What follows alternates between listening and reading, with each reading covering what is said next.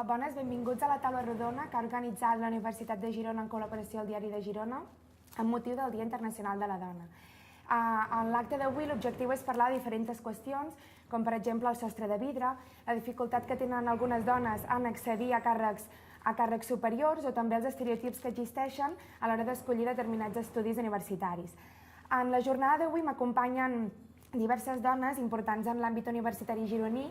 Aquí a la meva dreta tinc la delegada del rector per la igualtat de gènere, l'Anna Maria Pla. Al meu costat, la infermera i professora d'infermeria Conxi Fuentes. Per altra banda, tinc la vicedegana de Facultat de Turisme i editora de la revista Communication Papers, Carme Chazarreta, i per últim, la professora de Ciències Polítiques, Gemma Obesart. Bé, en primer lloc, em dirigeixo a tu, senyora Pla. Vostè, com a delegada del rector, una mica a la Universitat de Girona, què està fent per promoure la igualtat de gènere? A la Universitat de Girona tenim una unitat de gènere que està adscrita a Compromís Social i que té l'encàrrec de promoure la igualtat de gènere de manera transversal en tots els estudis, en tots els espais de la universitat. Emprenem moltes accions, bona part de les quals se centren en termes formatius, organització de cursos, seminaris, tallers, conferències, que tenen per objectiu formar en temes de gènere en les seves diferents dimensions. I endeguem moltes altres accions en col·laboració amb altres centres de la universitat. Per exemple, ara està en edició una guia de llenguatge igualitari no sexista de la Universitat de Girona, que se'n farà difusió properament. Estem impulsant un programa d'exempcions docents per intensificar la recerca després d'un permís de maternitat per a protegir les professores que han estat mares, i reduint el nombre d'hores que hauran de dedicar a la docència per poder intensificar en recerca. Estem treballant en el nou pla d'igualtat de gènere de la Universitat de Girona, que això centrarà molts esforços, i moltes altres accions, diguem-ne, en molts àmbits diferents, molt sovint vinculades o que fem en col·laboració amb diferents experts i expertes de l'UDG en temes de gènere, alguns dels quals estan representats a la taula avui. Molt bé. I en el cas, per exemple, de la violència masclista, existeix alguna mena de protocol per tal d'evitar en situacions que us podreu trobar dintre de l'àmbit universitari? Sí, a la Universitat de Girona tenim un protocol contra l'assetjament, la violència sexual, com les altres, va en la línia dels protocols que existeixen a les altres universitats del sistema universitari català, que persegueix això, la prevenció i la resposta davant de situacions d'aquest tipus. Està disponible en línia a la pàgina web de la Universitat de Girona i el que fem des de la unitat de compromís social és endegar mesures de sensibilització, campanyes per donar a conèixer el contingut del protocol i informar de quins són els tràmits que s'hi donen en cas de concórrer una circumstància d'aquest tipus. Campanyes de sensibilització que van des d'aquest curs, per exemple. Hem editat pancartes que s'ubiquen als espais comuns dels diferents facultats, centres de la Universitat de Girona, o adhesius, estovalles de paper als diferents restaurants dels campus, per donar-ho a conèixer, bàsicament. Ara passem a parlar d'un altre concepte, que és el concepte de sostre de vidre. Aquest concepte fa referència a la barrera invisible que a vegades tenen algunes dones per accedir a càrrecs superiors o a determinats posicions de treball. Ara em dirigeixo a vostè, professora Obesart. S'ha trobat mai en una situació de sostre de vidre, en aquest cas? Bé, el sostre de vidre, com la seva pròpia definició, diu, és una barrera invisible, és sutil, és amagada, i per tant el sostre de vidre no arriba un moment que dius, aquí està el sostre de vidre, ui, m'he trobat el sostre de vidre, no? Sinó que és una suma de situacions, una suma de fets, que porta que a les dones, quan arriben un moment en la seva carrera professional, tenen dificultats per accedir a nivells superiors en la jerarquia, sigui en una empresa, sigui en la universitat, sigui en una organització política, aquesta situació de que no saps com has arribat al fet de que les dones van, a l'hora d'accedir als llocs superiors, van desapareixent. A mesura que es va pujant en l'escalafó, van desapareixent. A veure, el fet, la universitat és un clar exemple. Les llicenciades, les graduades, ara actualment graduades, són més que els graduats. Les noies que acaben les seves carreres han rendit més, obtenen més bones notes i han acabat abans les seves carreres. Això quan ho passem a estudis de doctorat, la situació és més o menys equivalent, però en el moment que aquestes persones accedeixen a ser professores precàries en tenim moltes, però, per exemple, professores titulars ja és aproximadament un 40% del total de titulars, per tant un 40% són dones, però quan arribem ja a catedràtics la xifra redueix fins a un 20%. No? Per tant, això és un exemple molt clar d'aquesta barrera d'aquest sostre de vidre que segurament no podríem dir, ostres, es dona aquí exactament, no? Es dona per un conjunt de fets, de circumstàncies, perquè no tenim mesures que afavoreixen a que hi hagi un accés amb més facilitat de les dones a mesura que van avançant la seva carrera, però també hi ha situacions, diríem, que tenen més a veure amb un altre concepte que també s'utilitza, que és el terra enganxós. És a dir, la dificultat de sortir d'aquest terra que et va enganxant unes tasques, unes càrregues que culturalment s'han adjudicat a les dones i que dificulten que les dones puguin fer una carrera laboral amb la mateixa facilitat que la fan els homes. Per tant, són aquests dos conceptes combinats, el sostre de vidre, el terra enganxifós, que, com deia abans, de forma sutil, de forma amagada, va agafant a les dones perquè no puguin desenvolupar amb facilitat la seva carrera docent. Per tot això són necessàries polítiques molt fermes per trencar aquestes dinàmiques, perquè de manera general en una societat patriarcal aquestes dinàmiques no es trenquen per si soles i es necessita de la força que ja ho estan fent les dones, de dobles jornades laborals, de sobreesforços per fer-se valdre en àmbits que són majoritàriament masculins, però també és necessari les mesures que puguin prendre, en aquest cas, universitats o conselleries d'universitat, per tant, temes que tenen més a veure amb política universitària. Sí, és que enllaçant amb el que estàs dient, a veure, en aquesta universitat hi ha hagut 5 rectors, comptant amb l'actual, que porta un any de gestió, dels quals hi ha hagut una rectora, que ha estat l'Anna Maria Geli, i la resta 4 rectors.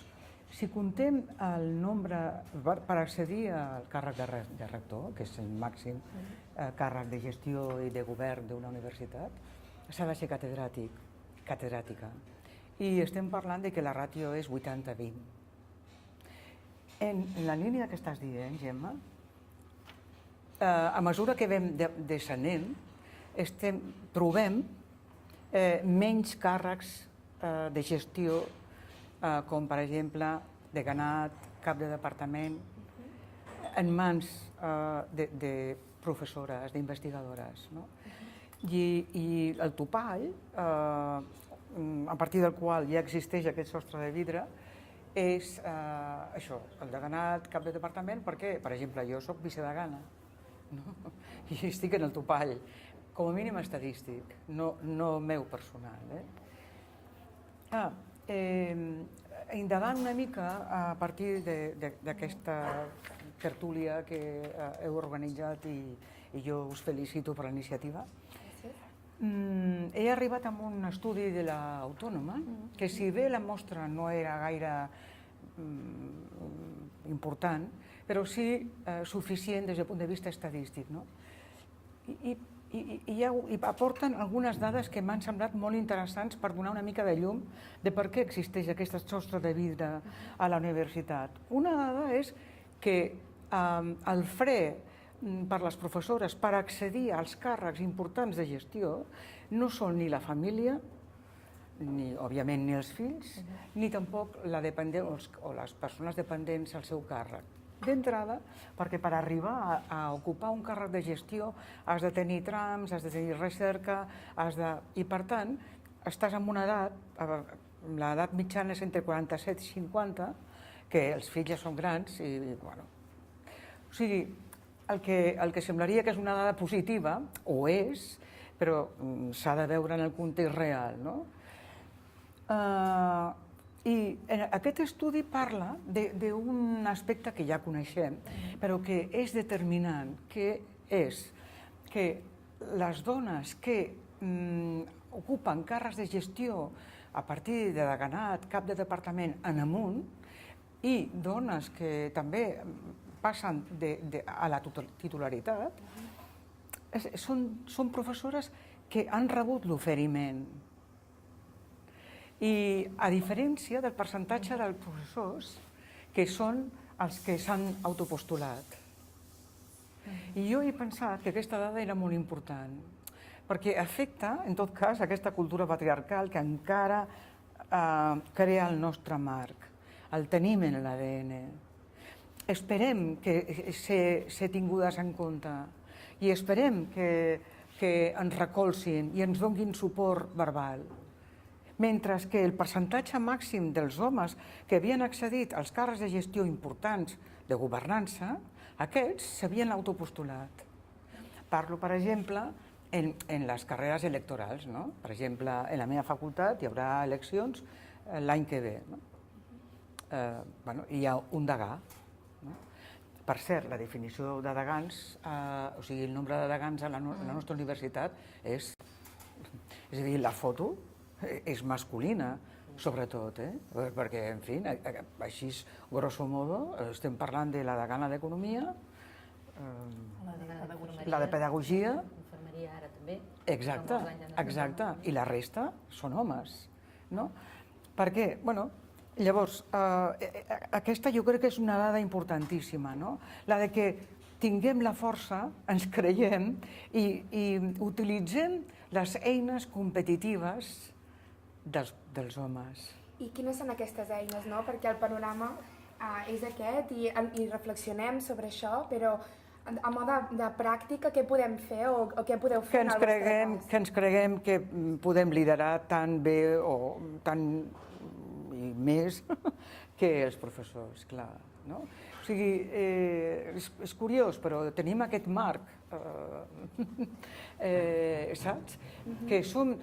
Hi ha una altra qüestió. Per arribar a càrrecs de gestió, com deia, has de tenir trams de recerca i, per tant, has de tenir recerca. I aquest estudi era molt interessant perquè deia que la gestió en els homes no impedia continuar amb la carrera de recerca, mentre que la gestió, nosaltres sabem que és incompatible. Si gestiones no tens recerca. Això... Perquè jo aquí m'afegiria una especialització també de tasques, fins i tot en els òrgans de govern.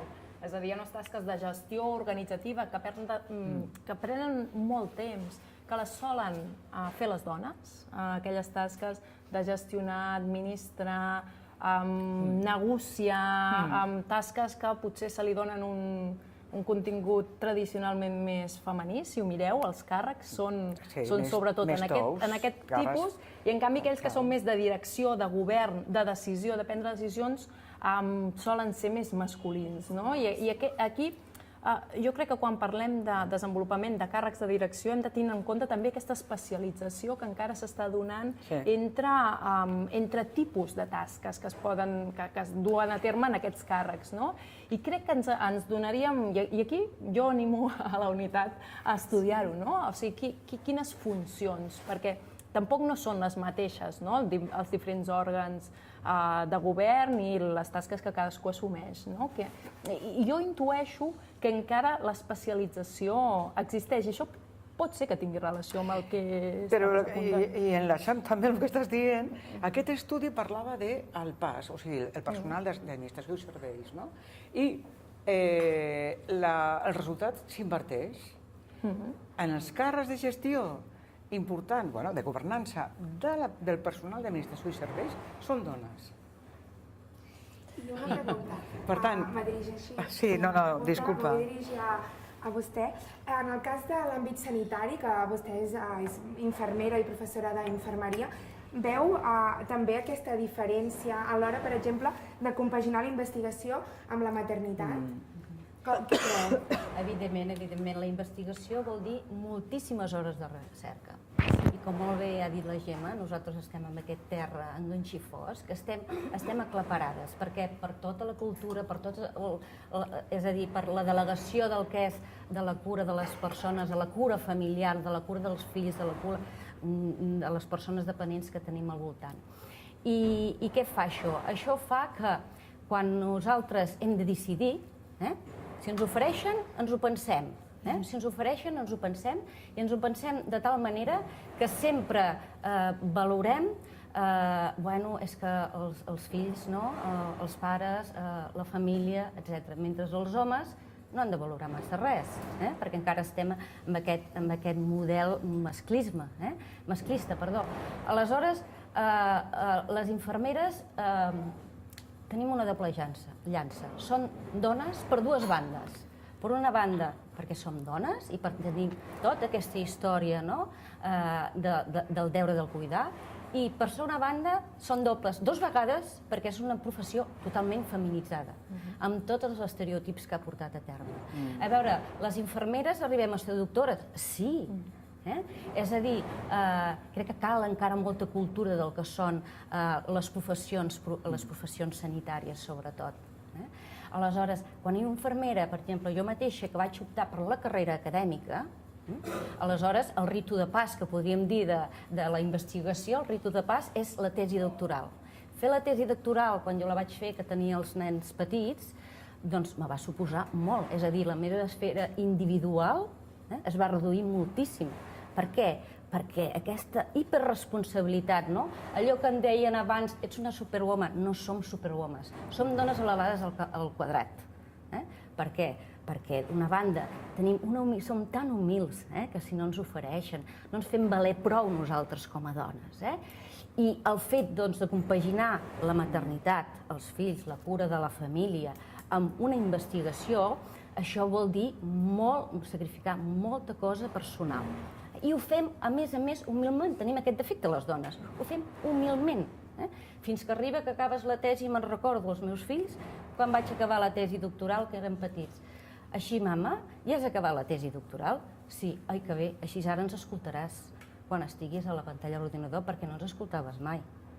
I quan la professora, el meu petit en aquell moment feia P5, me deia, és que aquest nen necessita la seva mare, necessita més perquè no la vens a buscar gaire. I la meva pregunta és, i el pare, que no necessita el pare? Només necessita la mare? És a dir, nosaltres portem un llastre bastant important pel sol fet de ser dona. Però som nosaltres, les dones, les mateixes, les que hem de tirar endavant. Tirem endavant. I això també comporta que tinguem conseqüències a nivell de salut. A veure, està demostrat científicament, hi ha estudis que diuen que tots els processos d'ansietat, depressions, el 20% són dones que el pateixen. I els homes, quants? El 12%. I aquí, jo soc testimoni perquè jo hi he passat per aquí. He passat per aquí perquè he passat càrrecs, tant quan estava en l'àmbit assistencial i també càrrecs a nivell universitari. Sempre aquests càrrecs de màxim, diríem, vicedegana, no? I per què nosaltres, doncs, arribem fins aquí? Perquè nosaltres, les dones, som molt ben organitzades. Aquestes tasques d'organització, de coordinació, les portem. Però, a més que les vam portar, som hiperresponsables, perquè hem de ser irresponsables. Això és molt important, el que estàs dient, Conchi.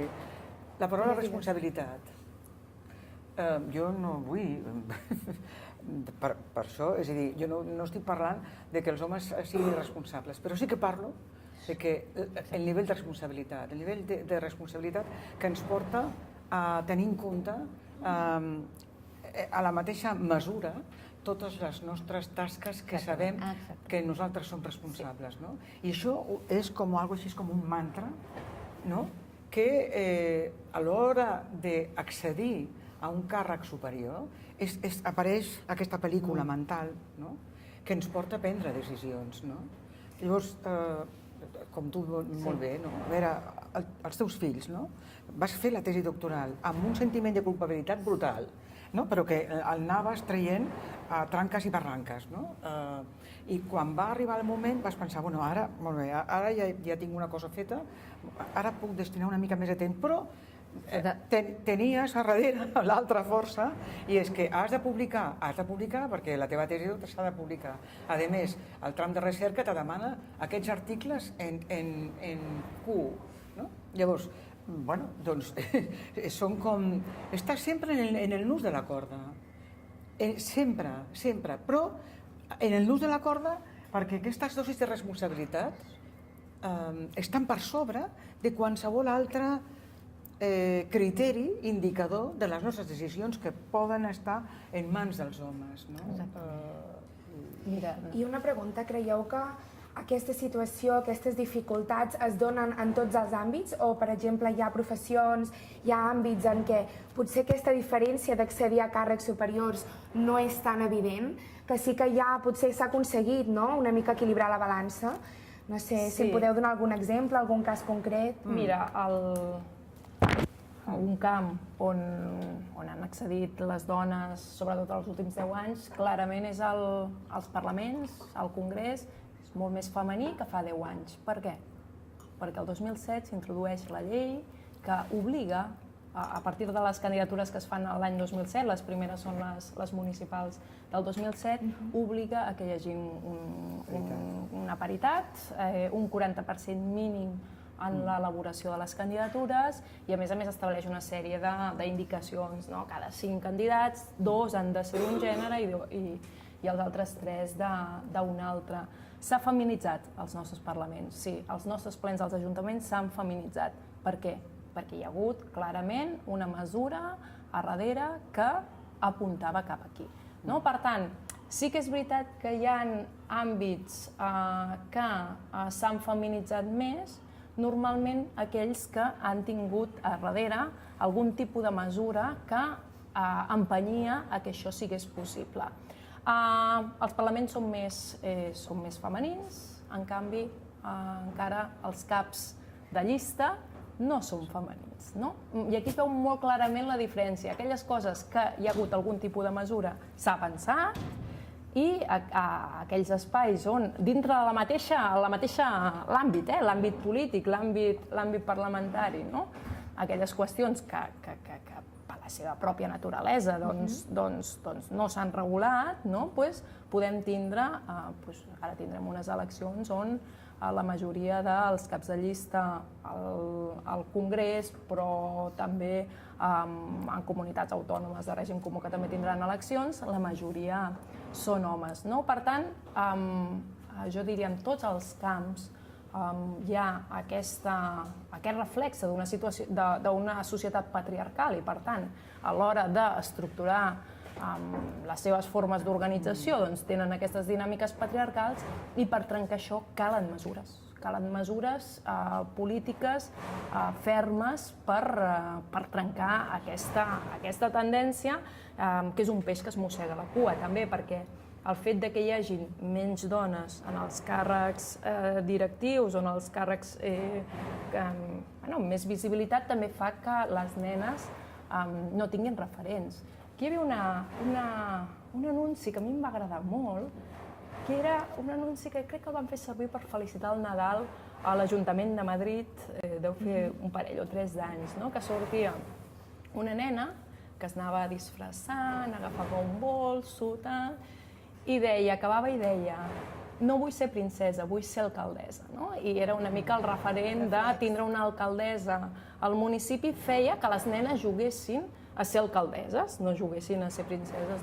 I crec que era un anunci que reflectia molt bé això. Tindre referents femenins no només és important a l'hora que comptem i diem, mira, tenim tantes dones, per tant hem aconseguit una certa igualtat formal, sinó que també són referents per les nenes a l'hora de generar expectatives, de generar les seves tries, de generar la seva idea de futur, que hi ha estudis que ja apunten que en l'etapa d'educació infantil ja s'estan generant expectatives, ja hi ha models cap a on tendir. Per això jo crec que caldria felicitar el món educatiu com ja infantil, educació infantil, hi ha mestres que ja estan començant a treballar això, perquè en aquestes edats tan petites ja s'estan generant expectatives. Molt bé, i en aquest sentit, sí, volia preguntar si aquest pla d'igualtat, que esteu treballant, contempleu, per exemple, imposar o començar a treballar alguna mesura per dir, com ha comentat la Gemma, de dir, mira, hi ha un tant % de dones que hi han de ser en certs càrrecs i un tant per cent han de ser homes. Sí, Com claríssim. la Universitat de Girona, com ho està treballant aquest tema? Ho estem treballant a partir del document marc que ha aprovat l'Agència de Qualitat Universitària de Catalunya i que obligarà no només a la Universitat de Girona, sinó a totes les universitats del sistema universitari català a prendre en consideració aquesta perspectiva de gènere en diferents àmbits. A nivell institucional, per exemple, un dels indicadors que es tindrà en compte és la presència femenina en els càrrecs directius. Com s'incorpora la perspectiva de gènere en la docència. Quines mesures s'adopten per a corregir aquests sostres de vidre que s'han detectat ara. Per exemple, el programa d'exempcions docents per intensificació de recerca després d'un permís de maternitat va en aquesta direcció.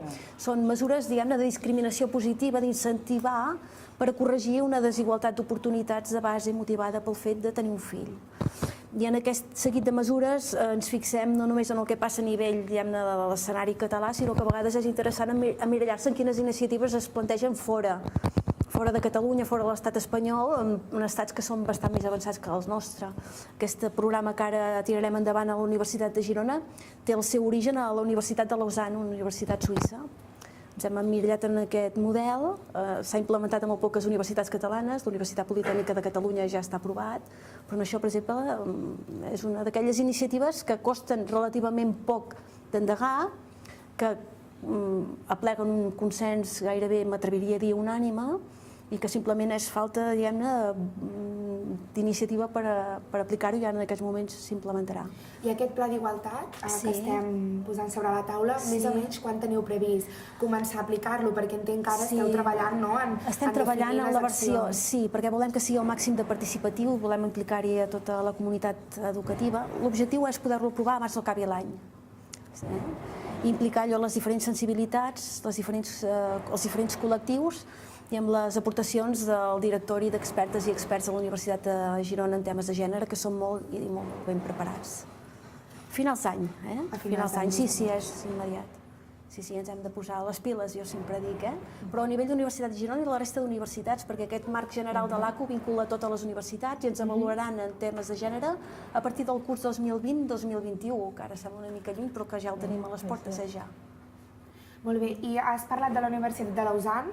Podries posar algun altre exemple d'universitats o de països que també que siguin referents en el cas de treballar en polítiques com la que esteu treballant? Sí.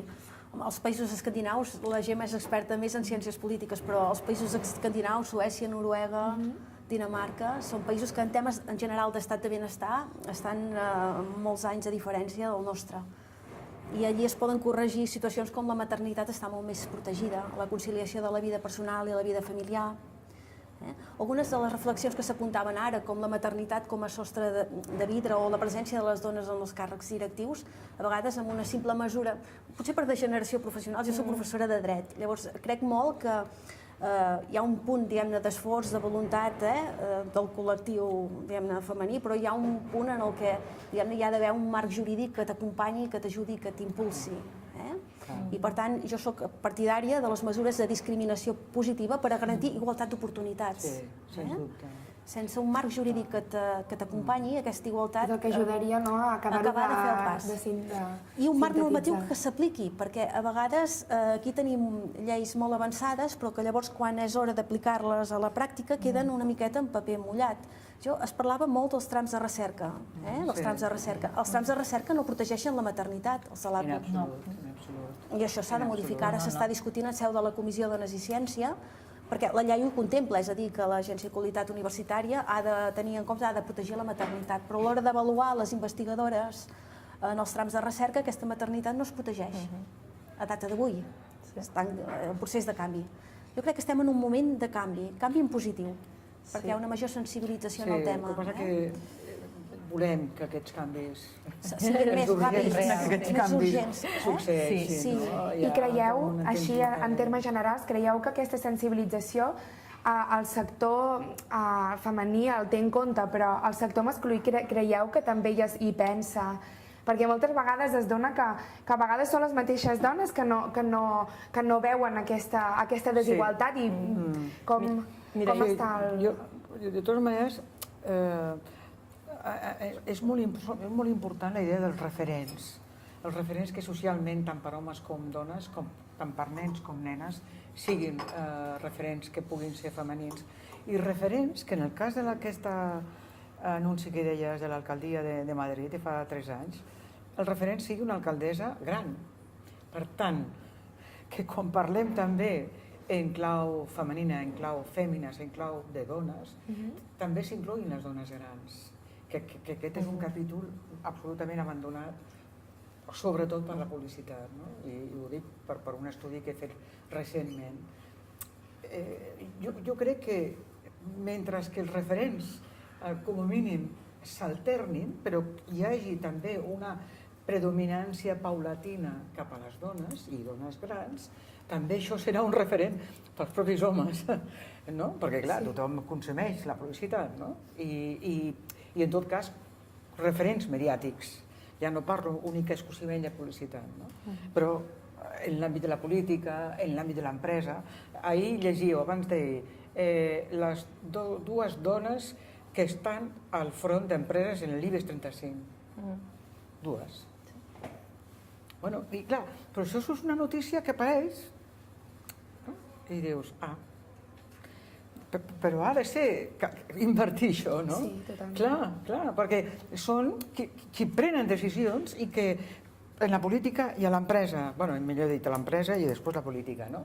Llavors, mentre no prenguin decisions o apliquin la normativa, com tu molt bé deies, Ana Maria, ostres, doncs que comença a ser ja de domini públic la necessitat de la igualtat, ja no hi ha ningú, menys alguns deixalabrats, no?, que ho neguin, no?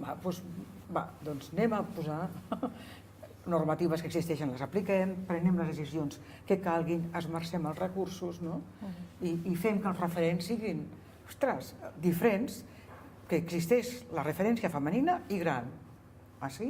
I està al front de l'alcaldia de Madrid, amb moltes possibilitats de repetir, amb 70 i pico d'anys. Bueno, doncs això és tremendament... Jo crec que l'efecte és molt positiu i pot ajudar d'una manera efectiva a que les coses de veritat canviïn. De tota manera, crec que aquesta igualtat, que dius que la gent, menys 4 deixalabrats, això de la igualtat, però aquesta igualtat encara és molt simbòlica. És simbòlica perquè estem treballant, necessitem, evidentment, de normatives que ho regulin. Per tant, aquí el treball també s'ha de fer amb els homes, i hi ha molt de treball amb els homes, molt de treball. Hem d'intentar desactivar aquesta visió de la masculinitat hegemònica, hem d'anar cap a nous patrons masculins, a les noves masculinitats, per arribar a la igualtat amb la dona. És que si no és impossible. Si no, sempre, mentre existeixi aquesta visió de la masculinitat hegemònica, el poder sempre estarà amb l'home. I això ho hem de trencar.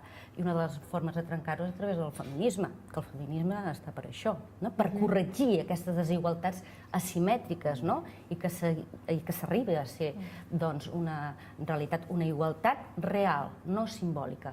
De moment jo crec, no sé si creieu, estem encara amb el simbolisme i estem treballant, però encara ens queda una mica de pas. I els homes tenen un paper rellevant, moltíssim rellevant, i s'ha de treballar molt. Mira, agafant el que dius i enllaçant amb la pregunta que ens feia la Laura, el tema dels homes, les dones, de quina manera, jo crec que a nivell simbòlic, com molt bé apuntes, s'ha avançat, o sigui, simbòlicament es creu que hem de tenir cap a una societat més igual, cap a la coeducació, cap a uns càrrecs que siguin més o menys paritaris, però això comporta també que els homes han de ser conscients que han estat vivint amb privilegis i, per tant, aquests privilegis han de desaparèixer.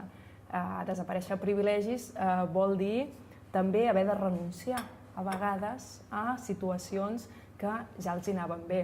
I aquí hi ha un exemple, crec, molt vinculat amb l'acadèmia, que la maternitat genera forats en el currículum, crec que és una evidència, està més que demostrat, més que estudiat, que genera aquests forats, i no només per l'ús del temps. O sigui, evidentment per l'ús del temps, evidentment el fet de que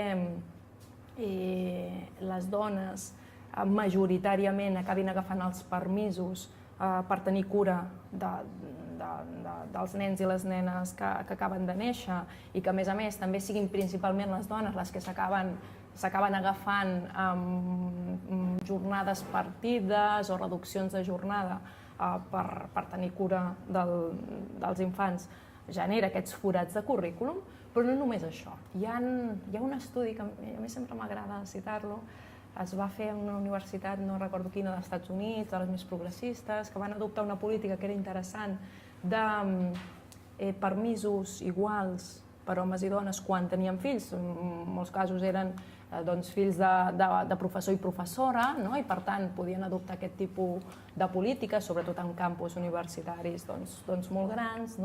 I després, al cap d'un temps, perquè això ho fa molt bé al món anglosaxó, van avaluar la política i van veure què ha passat amb aquesta política. El que havia passat és que les dones havien tingut, evidentment, un forat en el currículum, o sigui, havien estat un temps cuidant els seus fills i havien tingut un forat en el currículum. I els homes, què passava? Doncs els homes havien augmentat la productivitat acadèmica durant aquests 4 mesos que teòricament estaven cuidant els seus fills. Per tant, amb les mesures que adoptem, que van encaminades i que jo crec que hi ha d'anar, per exemple, això amb permisos igual, intransferibles, i això ens situa en una situació de més igualtat davant del mercat laboral, però si els homes no hi posen la seva part, això acaba dificulta que aquestes polítiques avancin. En aquest sentit, els homes acabaven produint molt més. O sigui, el que se'ls estava donant eren 4 mesos per publicar.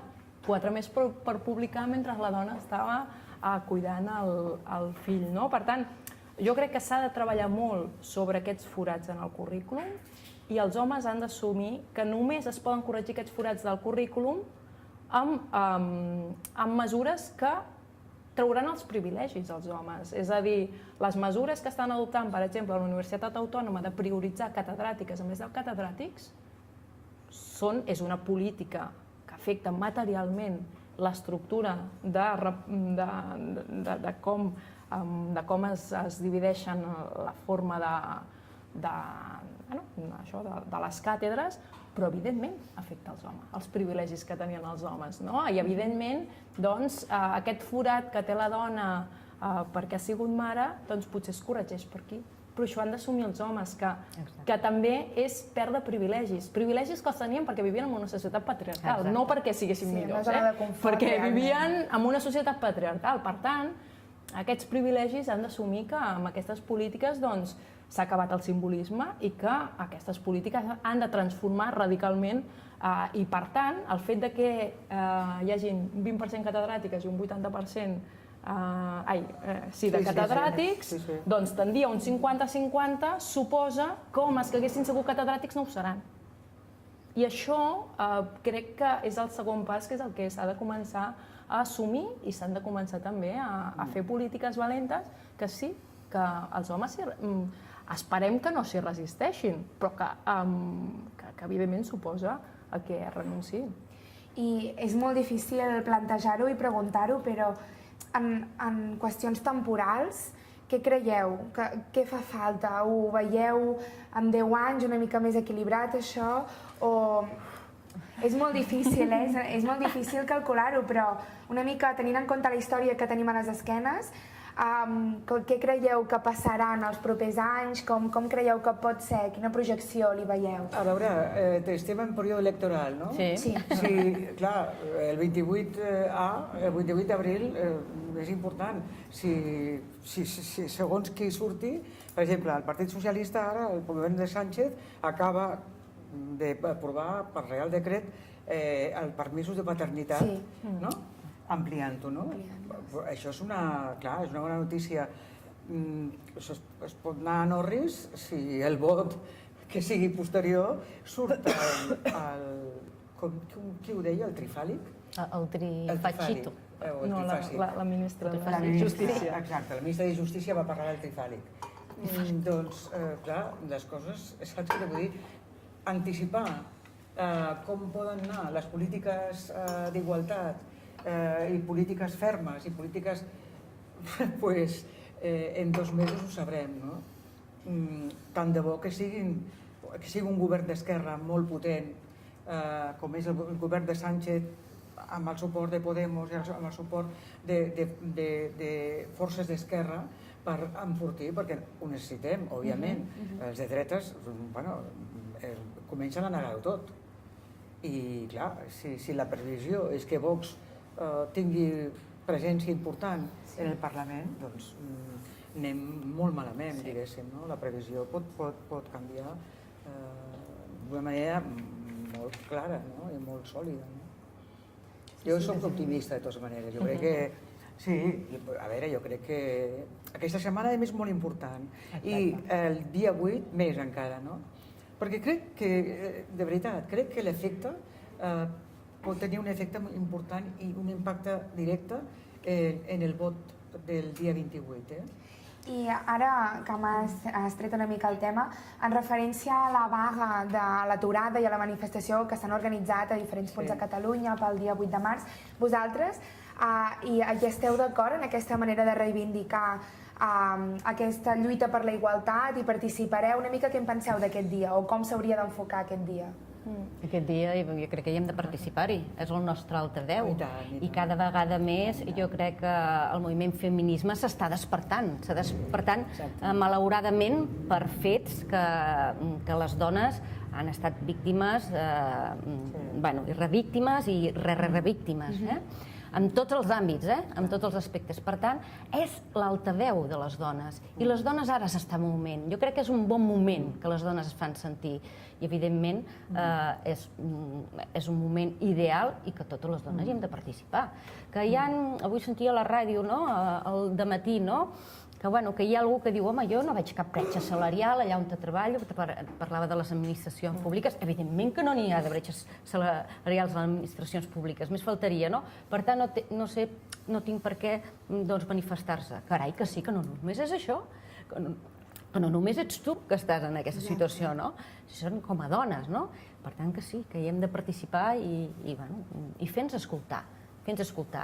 Allò que deien que si no ens criden no anem, no, cridem nosaltres perquè ens escoltin. És necessari. Sí, és donar visibilitat a la reivindicació.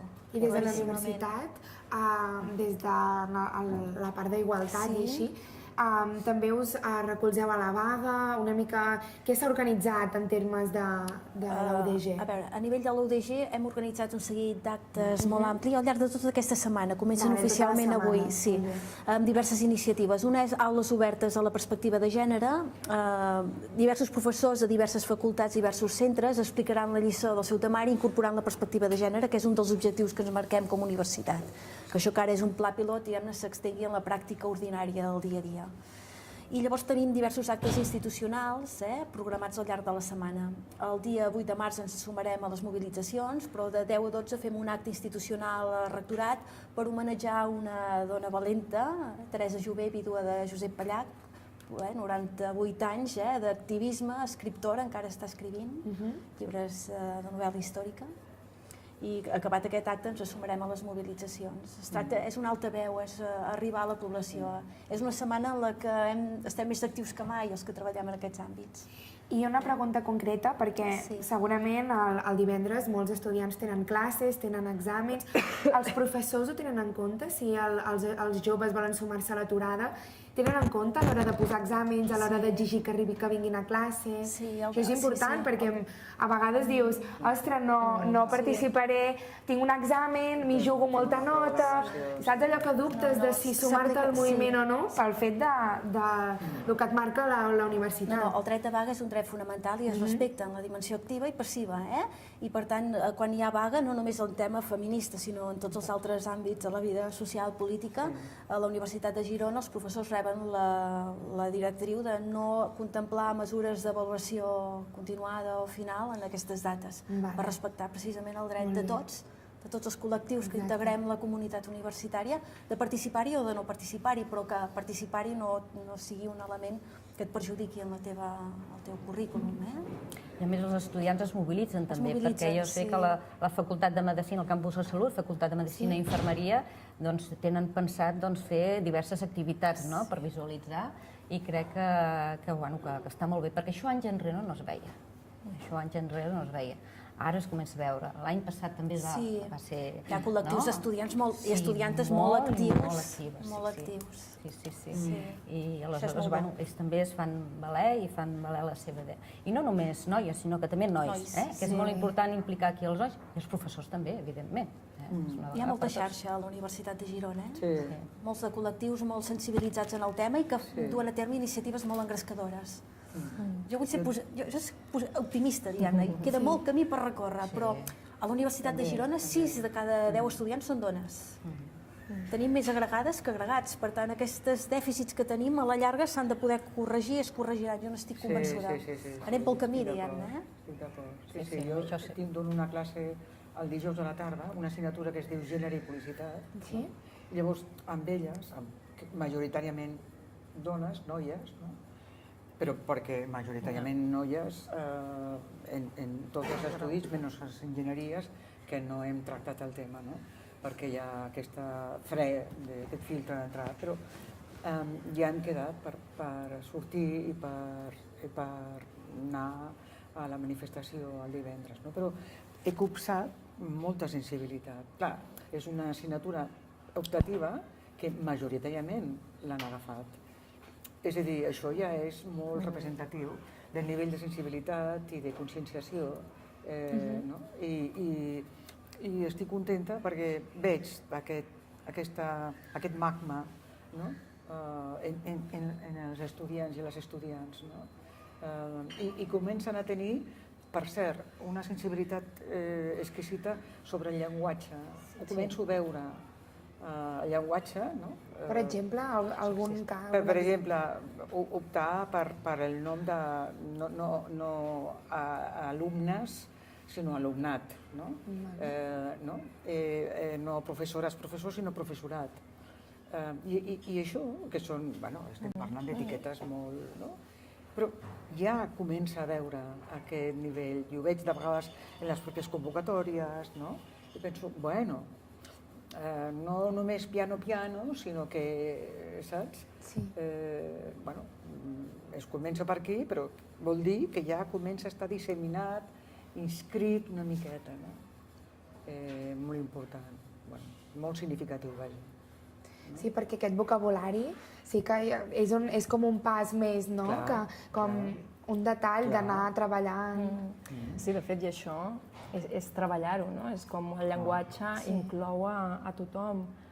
Jo sempre explico l'exemple de la meva filla, que té 3 anys, i jo crec que que això es treballa bé amb els infants, perquè quan se m'escapa de dir, bueno, els nens, i em diu, no, els nens i les nenes, però no perquè s'hagi de dir així, sinó perquè no se sent inclosa. Diu, les nenes també, o sigui, com dient, te deixes mitja part de la classe, nosaltres també d'allò, no? No entén aquest plural, no? Però no perquè, o sigui, no perquè això, perquè ningú li hagi dit, ningú li ha dit que s'ha de dir nens i nenes, sinó perquè no se senten inclosos, no? Dius, ostres, això, si és reflex a un treball que s'està fent des dels més petits, doncs això és important, no? Com amb el llenguatge dibuixar un món on hi capiguem tots i totes, no? I jornades, doncs, com explicava l'Anna, no? De tota la setmana a la universitat, que amb motiu del 8 de març es pugui treballar intensivament el tema, és important. O sigui, és important perquè és un moment de visibilització, d'empoderament, de que la temàtica que es treballa al llarg de l'any, però que es visibilitza, és important. Jo en aquests moments crec que és el vector de canvi més important que hi ha en les nostres societats.